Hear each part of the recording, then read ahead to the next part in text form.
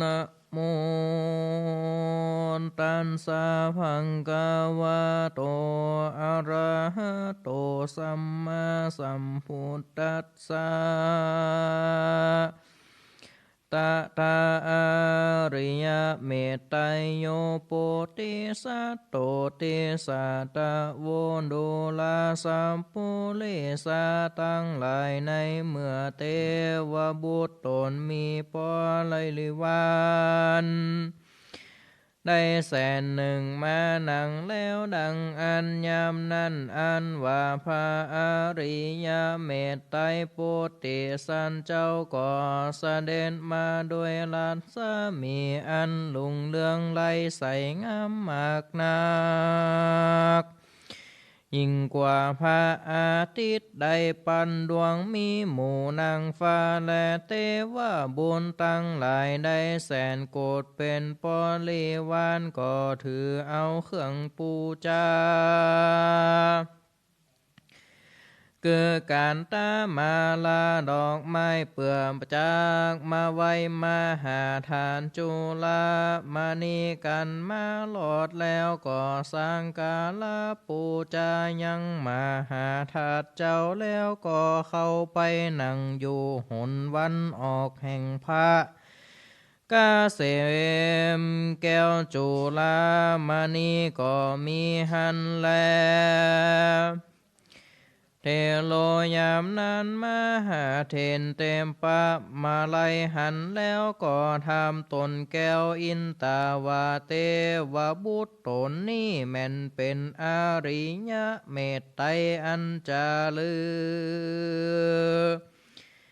อยามนั่นพญาอินตาจริงต้านต่อว่าตนนี้แหละแม่นเป็นนอสัพปัญญูเข้ามาจูตีไกเปื่อจักไว้ปูจายังมหาธาตุจุรามณีตามโอกาสเติงตันและนาภามาไลเทนเจ้าจริงจะใครถามเขากามตนเต้าอินตาวาเตวะกัญญาหลายหลักเทวบุตรมากเหลือหลายอันใหญ่อันหยาดยังย้ายเป็นตามาก่อนหน้าตามหลังโพธิญาณพระดำอลังการสะอาดวันนาจัดเปิงเป่าเตียนหย่อมเข้าจูผู้ปุนไข่หูปังหลังวานาบุญสังนั้นเราติดตามไต่เต้าตัวมาส่วนคุณอินตาจริงว่าจะนาต้านกล่าวว่าเมื่อมันจูเต้าปัททวีหักษาสินดีแปดหาหือเสื้อผ้าเป็นตาน ตั้งอลังการเครื่องใจเตียนยอมเลือกได้ของข่าวดูเปิงเปล่าสะอาดแล้วจริงภาษาดยอตานบุญอันนั้นบันดาลทรงยู่ฮือมาจากที่อยู่เมืองคนมาฮือมาเกิดบนจันฟ้ามาก่อนนาโปติญาณมีอลังการสะอาดวันนาจัดเขางามยามนั้นมหาเทนเจ้าข้าหนึ่งเราสงสัยว่าจริงจะใครถามข่าวกำตนเต้าอินตาวาเทวากัญญาหลายหลักเทวบุตรมากนำหนามาสู่กำขวาตีไกแห่งเจ้าบุญใหญ่โพธิญาณพระดามอลังการสะอาดวันนาจัดเรื่องไรเตียนหย่อมเรื่องจุผู้ปูนไข่หูปังหลังว่าพ่อนาบุญสังและใส่มาสองไข่ตัวตันส่วนคุณสวรรค์จริงกล่าวว่าเมื่ออยู่เต้าปัทวีหักษาสินดีแปนหาฮือเสื้อผ้าเป็นตานกำบริวารขังใจย่อมเลือกได้ของเหลืองดูลุงเหลืองผ่องแผ้วยกยืนแล้วตานไปกัน ดับใจก้อยกาดละจาดเป็นคนจริงได้เอาตนมาเกิดในจันฟ้าเลิศตูสิตามาอยู่กำขวาแห่งพระอริยเมตไตรนี้แลนา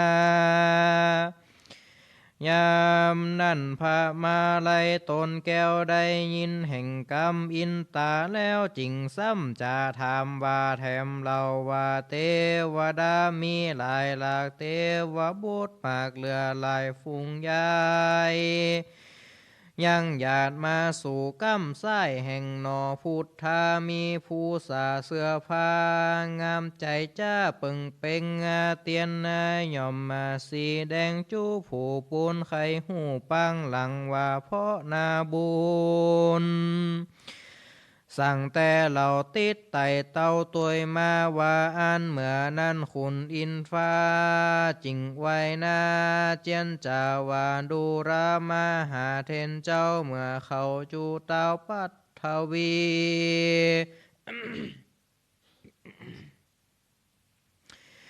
ได้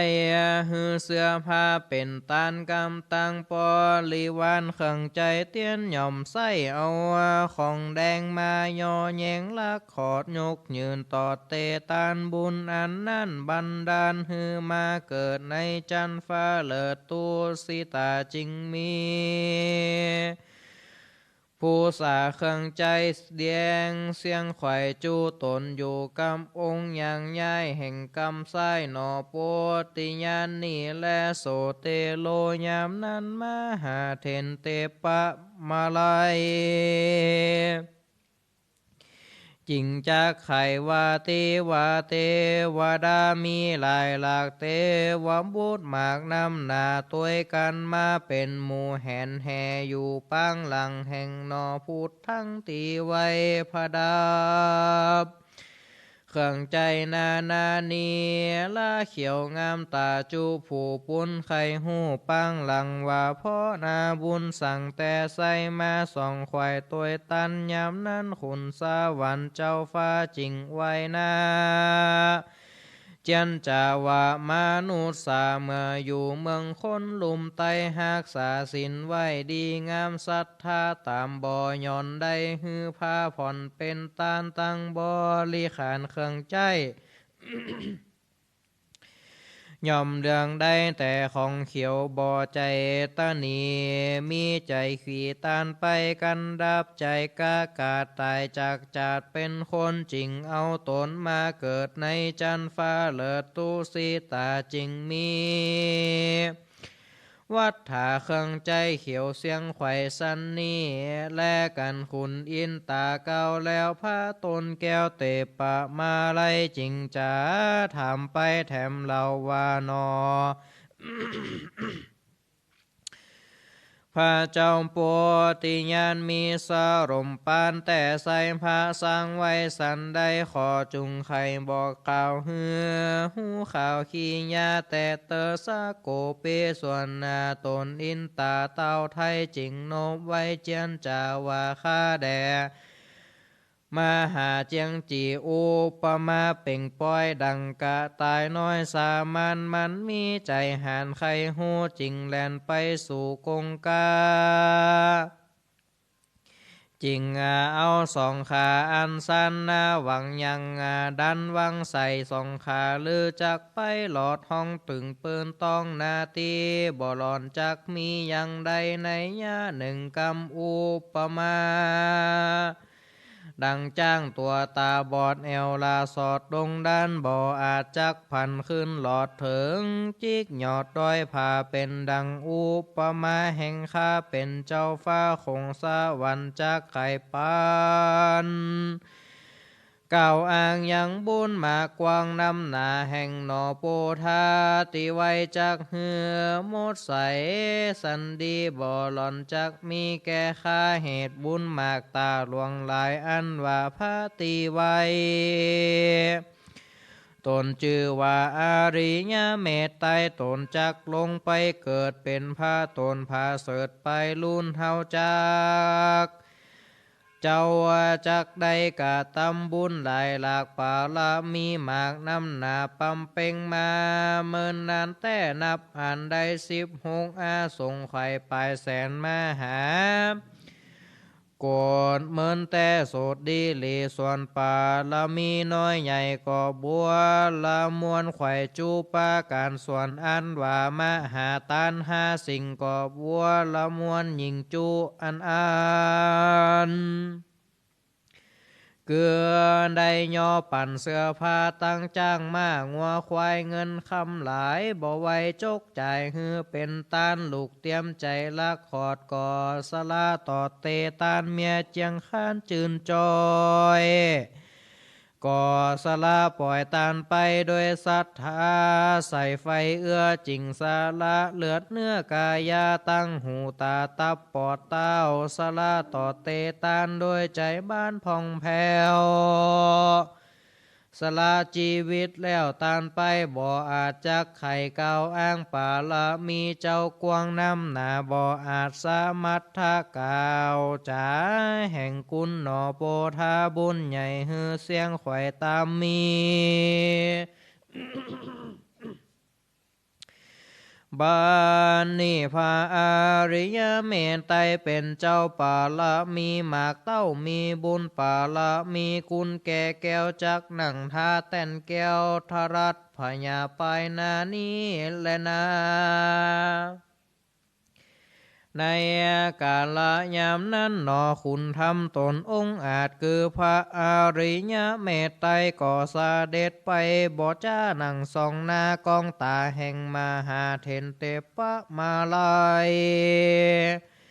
นบน้อมเก้าจะทำว่าข้าแด่เจ้าสินงามหลายแลเจ้ากูลูกแต่เขตได้จักไปไหนจริงมาหลอดนี้จริงเก่าจี้ตามีตะลาวา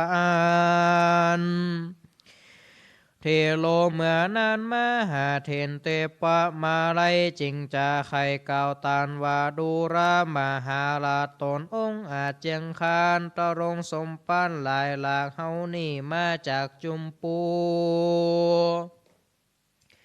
เพื่อมาดูน้อมไว้ยังพาถาดใหญ่จุรามณีตัดยามดีมาหลอดจริงได้หันเจ้าหยอดองค์คำนี้และนา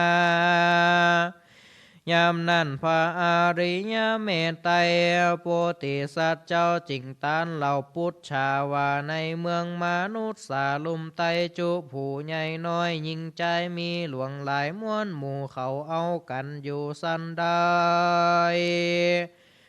พระมาลัยเป็นเจ้าจริงตอบกำเก้าไปว่ามนุษย์สาคนอยู่ลุมไตปืนฟ้าปัทวีพ่องมีลายหลากผ่องตุกอยากอาณาถาลังผ่องปาลาบาบใบลังผ่องไตตามทำคนสุขนำแต่มีน้อยคนตำก้อยมีหลายคนยิ่งใจโลกไตผ่องหลูบขี้ไล่กาลีผ่องหลูบดีผ่องหลูบงามดีใจจ้าผ่องเมียพร้อมนากันว่ามาหาเทนเตปะมาไลมีกำไข่บอกกล่าวแล้วส่วนตนหนอแก้วพุทธากือหนอวงศาอาริยเมตไตรจริงจ้าไข่ถามแถมเราว่าคนหนุ่มเท่ายิ่งใจอันคงขวายตั้งบาปใจกาหยาบตาลุนกือหรือว่ามีคนใจบุญแผ่กว้างขอกล่าวอ้างจะไข่พองเปอว่าอันเมื่อนั้นมาหาเทนเจ้าจริงตานเราไข่จะว่าพองมีใจพองแผ้วสร้างบุญแล้วหลายภาการพ่องใจหานฮึกหยาบก็ตามบาปถ้ารุนแรงคนใจบุญมีน้อยคนใจถอยมีหลายทัดนั้นแถมเราหนอพระพุทธเป็นเจ้า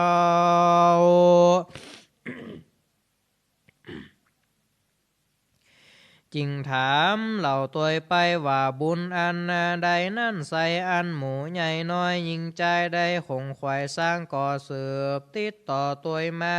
คนนาน้อยใหญ่เขาพาธนา ไว้เป็นสันได้จุงเตสนาไขบอกกล่าวฮือหูข่าวตามมีเหมือนั้นมาหาเทนเจ้าจริงจะบอกเราว่าตามมีว่าคนปัทวียิ่งใจก็ตามบุญนะหลายมากว้างตามไฟอาเจตนาผ่องสร้างมักกะตั้งไต่ผ่องปลูกต้นไม้เป็นตานสร้างวิหารอาวาสศาลาบาทกุฏิวัตถุ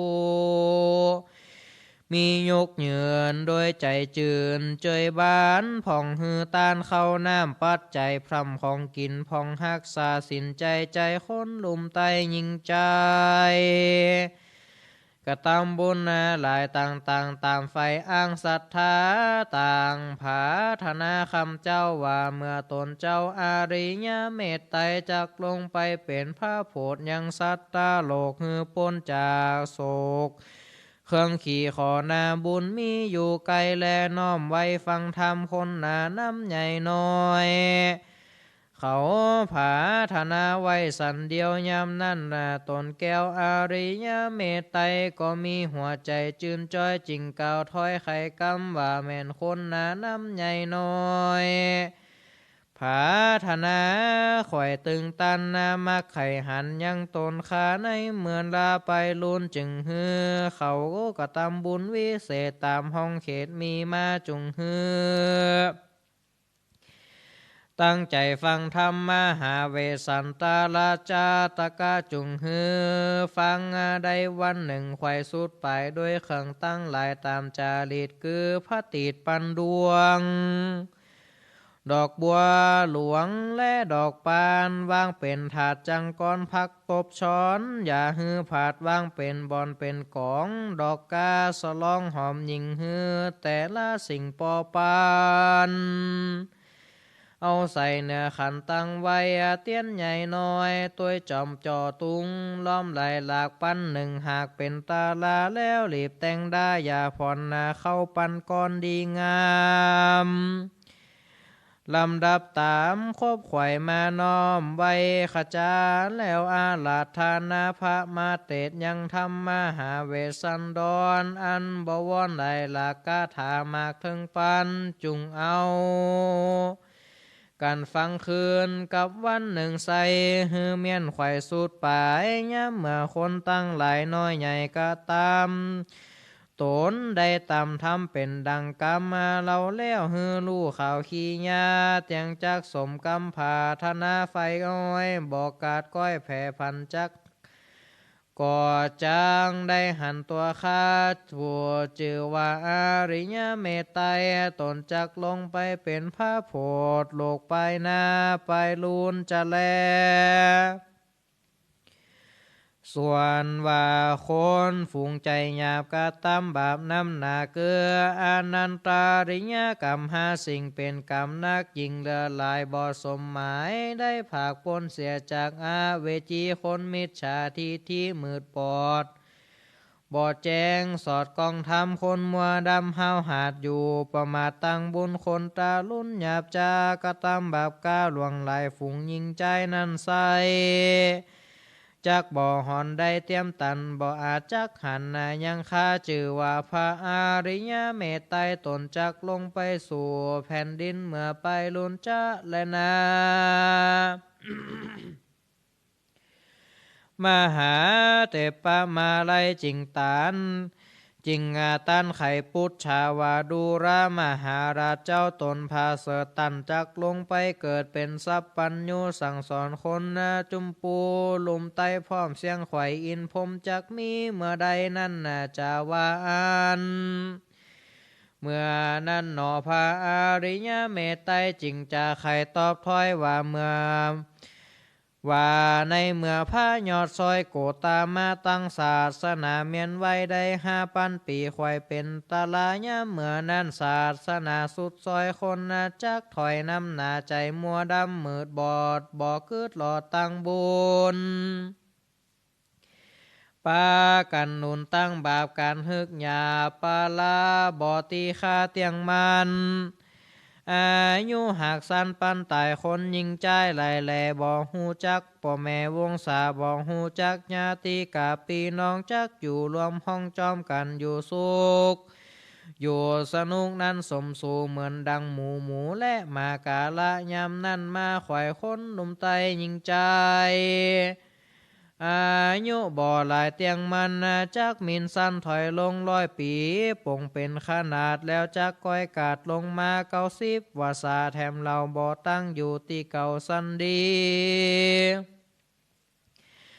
80 ปีลงมาเป็นคัน70 ปีแดดดันลงมาถึง10ว่าสาเป็นเขตจักเปิดจักเกินอาเป็ดหลวงหลายคนยิงใจ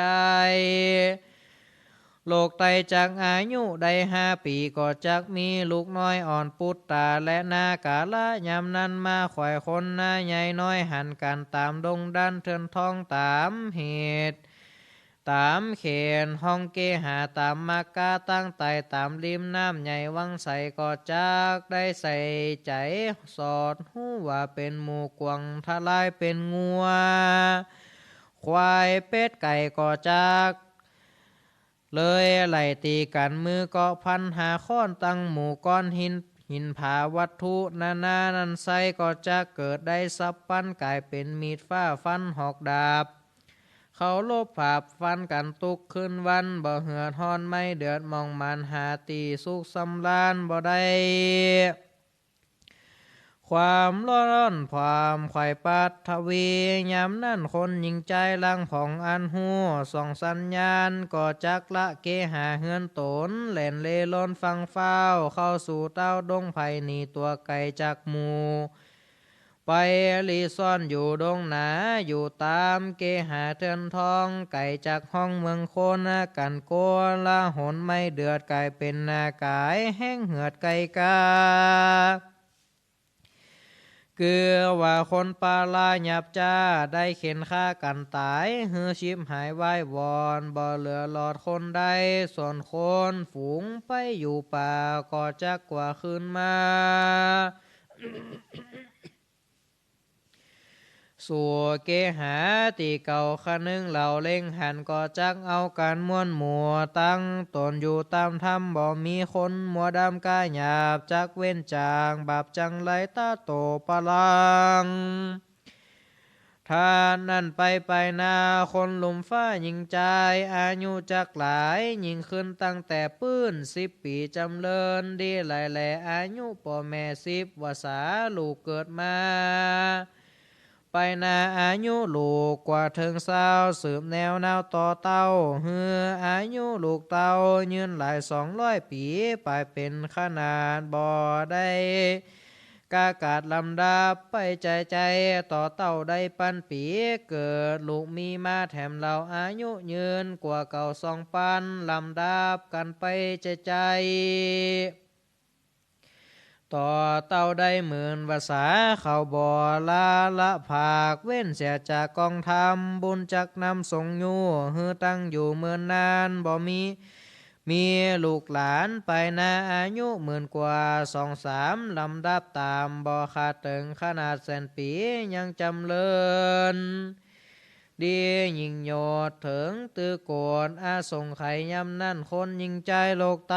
อายุใดอาสงไขยะทาและมีในกาละเมื่อใดดังอ่านตะทาในกาละยามนั่นคนโลกไตยิ่งใจจักบ่ได้หันคนตายและคนเท่าอาเหตุอายุมากเต้านำหนายามนั่นเขาจักลาสาประมาทบ่เกิดขวาตั้งธรรมอายุนำหนาแต่ก่อนก่อจักสันผ่อนลงมาก้อยกาดกาลงเตือน้อยจากอาสงไขยิงโยดจักลงเป็นโกดวาสาถอยลงมาใจ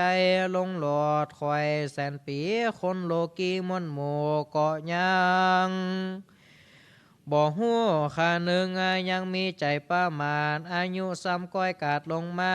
90,000 วาษาแถมเราบ่เหมือนเก่าสันเดียลงมา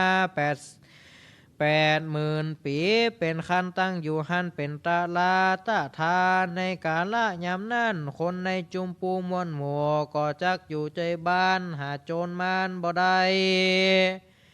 ฝนตกไข่เติงตัน15 วันและเตือบ้านเมืองเรื่องไล่ติดกันไปเป็นตาแม่ไก่กะแม่ไก่ลาเติงกันหมู่จุมหมู่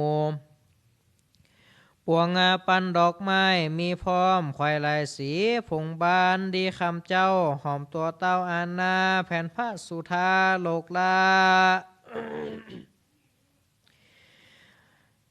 เลียนดังหน้ากองใจสายน้ำไหลขึ้นหลองไปหลอดห้องแดนไก่สายหนึ่งไหลปอกคืนหันหลอดปื้นดินทรายจุมคนตั้งหลายน้อยใหญ่บ่อหอนใดกระตำการเข้าเปลือกกลายเป็นข้าวสารวิเศษเกิดเขตเกิดไข่เขนแดนดินของควันกินควันใจบ่มีบ่ไล่ถมหนาหากเกิดมีมาหลายหลากตามใจหากขนึงบ่หอนได้ต่อตามมาพาและลำสอดเสียวงามเลิศแล้วสุคูมานเกิดในสถานต้นไม้มีจื่อได้ว่าต้นกระปะลูกขาของนาหลายหลากตามใจไฟตามใจหากประสงค์ยอมตกลงจิมไก่สมใจไฟจุอันก็มีแลนา พระหูชานาคนเกิดมาปางนั้นใสจักใดเสวยของตีบขวายยิงใจลูกงามหลายองค์อาจวันนาวิลาจุคนพามตัวสากลโลกไตบ่มีคนใบมาวินคนมีตีนพุดขาดคนเป็นพญาหูตันคนตาบ่หันมืดบอดคนหลังคอดหลังขอ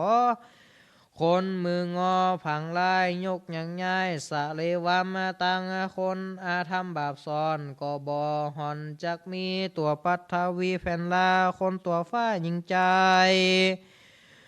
สุขบานหลายจินสู้กับตัวยกูไผมันยิงบ่อพันลาผากเล่นจู้หากพอตนใจบ่หนอิ่มกายบ่หูนายเมียแป้งคำเจ้าแฝงอยู่ไกลบ่หอนไม่เครื่องกาคนนำนา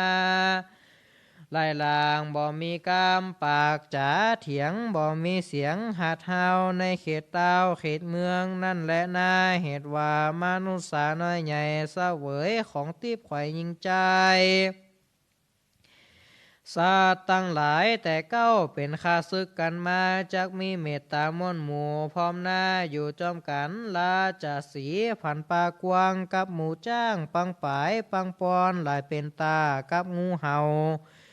ดงดอนแมวกับหนูนอนกันเป็นกูนกเก้าอยู่กับกาขุดน้ำหนาบ่อผากอยู่กับหนักแปงปันงูเล็งหันเขียดน้อยใจอวงห้อยปีญาโดยสัตว์นาน้อยใหญ่มีไมตรีไขว่เสมอกันจุขึ้นวันใจบ่ฮอนไม่เครื่องกากาละยำนั้นมาหลอดกอดจากไกจอดตึงตันคาพระอาริยเมตไตรจางลงไปเกิดในเมืองผาเสดจุมปูเป็นผ้าสัปัญญูพันแผ้วนางแตนแก้วเตสนาจักนำสัตตามนหมู่เตียวเข้าสู่เนรปานบ่อยาจะแลนาอาริยเมตไตโยโปติสัตโตส่วนพระอาริยเมตไตเจ้าจักวันนาเหล่ายังปาลามีบัวละมวนดีคบไข่อันตนหากได้ปั่มเป่งมาจริงจักจ๋าตั้นเหล่ากำมาหาเทนเจ้าเตปะมาไลว่าข้าแด่เจ้าสินใสพองแผ้วอันว่าปาลามีแก้วเจียงคาน30ประการคบขวยอันข้าได้ปำเป่งมาเมินนำหนาหลายหลาก10 หงอาสงไขหากเป็นหมายยังมีหมากเต้าแสนมหากามเราเป็นประมาณได้หือตานจุสิ่งล้วนทวนหญิงนำหนาเหตุดังอันเมื่อข้าจักลงไปสู่หลุมฟ้าเป็นพระสัพพัญญูคนในจุมปูหนุ่มเทาจิงหมากเต้าหลงหลายข้าก็มีใจจุมจืนยินดีได้คัดสีหือสะอาดจิงผาสาเตตานโดยสลมปาน อันนั้นและใส่ย่ำเมื่อข้าได้เป็นพระสัพปัญญูคนในจุมปูน้อยใหญ่จริงบายอจริงบอยอยากไล่มองขีสมบัติของหลายหลากตามใจหากผาธนาข้ามีศรัทธาจุมเจือนย้ำเมื่อจักยืนยอตานยังปัวจานอาหารเสื้อผ้าพร้อมทวนนาหมู่ปัจจัยข้าคัดสีไข่อาบน้ำควายเสียงซ้ำอินทรีแผงใจดีผ่องแผ้วดาแต่งแล้วยอตานโดยสมปานนั่นโสดเมื่อยามนั่นข้าพระเป็นเมื่อยามข้าเป็นพระโพธิโลกาคนนาน้อยใหญ่จริงงามข่อยสมสายยาจกหลายมาหลอดข้าก็จักออเตตานยังปัวจะนาหารเข้าน้ำวัดทั่วผำตามมีบ่มีวาจีจุลายบ่ว่ากำไรสามานด้วยสมปานนั่นใสเมื่อยามข้าได้ทารัดพญาจริงบ่มีคนปลาเงาใบหากลวกไข่ยิงใจและนาพากันหนึ่งยามมาคนพานมาสู่ออกปากอูจะไขขอของอันใดน้อยใหญ่ข้าบ่ละไว้จริงตานไปด้วยใจจืนจอยตามก้อยคนพานด้วยสมปานอันนั้นและใสเมื่อข้าได้เป็นสัพปัญญูคนในจุมปูภาพจอดจักบ่มีคนตาบอดหูหนวกดังข้าไข่ปันบอกกล่าวหูข่าวตามมีขอเจ้าสินดีบุญกว้างจุงนำไปกล่าวอ้างไข่จ๋าเมื่อหมู่มานุสาน้อยใหญ่เขาได้หู้ไข่จุคิงคนแต่เตอว่าอ่านยามนั้นหนอพระอริยเมตไตร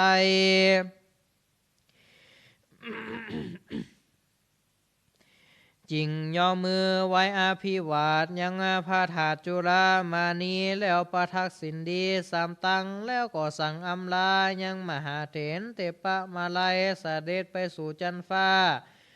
ตัวสีตาอันเป็นตีอยู่แห่งตนก็มีและนาส่วนมหาเถรเตปะมาลัยก็รีบขึ้นมาไว้บ่อจ้ารีบปกหน้าขึ้นหนมาสู่เมืองคนลุมไตเจ้าก็มาหลอดได้เร็วแล้วจริงไข่กำกล่าวหึมฝูงหมู่เท่ายิงใจตามดังอันตนได้ฟังมาจุปการก็มีวันนั้นแลนาส่วนอันว่าคนยิงใจตั้งหลายน้อยใหญ่เขาก็มีใจจุ่มจืนปิติตื่นยินดีกันว่าเดือนและปีมาหลอดเขาก็บ่ละตอดฟังหลังจิงจวนการตั้งและฟังธรรมบ่ขาดยังมหาเวสสันตลาลาดเรื่องไลคือพระเวสสันดรใจบ่เศร้าตั้งหนุ่มเท่ายิงใจกันจุตีตายกาผากเอาตนละจากเมืองคนจริงเอาตนไปเกิดในจันฟ้าเลิศไปบนก็มีแลนาถ้าลินโทปีส่วนอันว่าใจเข็นใจนุ่มเนาอันอยู่เลี้ยงเท่ามันดามีศรัทธาหลายแหล่อันเตียวมาแต่ซาโบคอลนีได้เอาดอกบัวดีแปดดอกอันผงบานออกเงยงามน้อมถวายแก่เจ้าสินงามเตปะมาลัยโดยบุญสมปานอันนั้นและใสจริงมาจ่วยจุกไก่ตนตัวตานากันมันดำขันวำนาก็เอาตนไปเกิดจันฟ้าตาวะติงสามีนางกัญญาหลายหลากแสนหนึ่งหากเป็นปอลีวานอยู่สุขสำราญบ่ขาดในภาษาดอกนี้ละบนกันย้ายตนเตียวตองจักไปสู่ห้องแดนใดดอกงามใส่หอมหืนก็โพดออกมาหับปื้นปาทากินกันท่านั้นใส่หอมท่าลาควายตาวะติงสาสวนตนอินตายดยาวตนพาเป้าคงสวรรค์ได้เล็งหันยินหลากจิงออกปากจะถามว่าดอกอุบลงามบ่เศร้ามาหมากเต้าน้ำหนาโพดออกมาบ่ขาดตัวตามบาทเมื่อยามไปหอมเอาใจบ่พรเมื่อจัดก่อนปางหลังตันกะตำบุญสังมากว้างขอจุงเกาอ้างไข่ปันแต่เตอ ยามนั่นเตวะบุตรตนจิงบอกฮือหูข่าวจูอันอินตาขุนสวรรค์หูแล้วมีใจพองแผ้วยินดีโดยปิติมีลำหมอกจิงเอาดอกนี้ละบนคือว่าดอกบัวเขียวเสด็จไปเรียวว่าวาดเพื่อเอาปูจาพระถาตุจุฬามณีก็มีหันแลตูมเหพระวันตาสุตันตั้งหลายมวลหมู่อันนั่งอยู่พร้อมหน้าจุงปากันจำจือไว้ฮือเป็นไม่ไต่สองตั้งเตียวจุงรีบเลี้ยวก่อสร้างนาบุญอ้างสามประการคือฮือตานใจหักษาศีลไว้กับตัวอย่าเมามัวมือเศร้าตุกคำเจ้าภาวนาบุญจากป่าฮือใดยังสุขพร้อมไข่สามประการมีมหาเนรปานเป็นตีแล้วในสำนักพระตนแก้วจือว่าอาริยะเมตไตรตนเลี้ยงไล่ลำเลินอันจักลงมาเกิดไปนานี้บ่อยาจะแลนาเนียที่ต่างกิยาสังวันละนาวิเศษจากห้องเหตุติญามาไล่ไปก็บังคมสมเลสเสร็จแล้วเต่านี้ก็แล้ว